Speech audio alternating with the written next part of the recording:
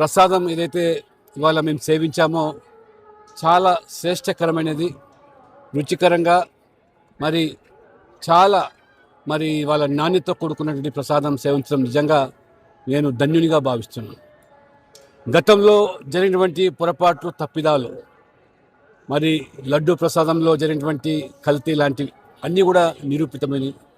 కాబట్టి భగవంతుడి మీద ఎవరు కూడా తప్పించుకోవడానికి ఆస్కారం లేదు. కాబట్టి భగవంతుని ముందు, చట్టం ముందు ఖచ్చితంగా తప్పిదాలకు పాల్పడ్డ వాళ్ళు శిక్షార్హులు.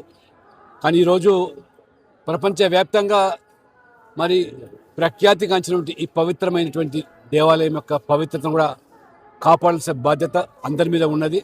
భవిష్యత్తులో గతం జరిగినటువంటి తప్పిదాలు పునరావృతం కాకుండా జాగ్రత్త పడాలని చెప్పి కూడా నేను ఈ సందర్భంగా కోరుకుంటూ, భగవంతుడు మరి భక్తులకు వారి కోరికలు తీరుస్తూ ఇవాళ ప్రపంచంలోనే మరి ఇవాళ ప్రఖ్యాతిగాంచినటువంటి ఈ దైవాన్ని సందర్శించుకోవడం, వారిని మరి సేవించుకోవడం ధన్యునిగా నేను భావిస్తాను.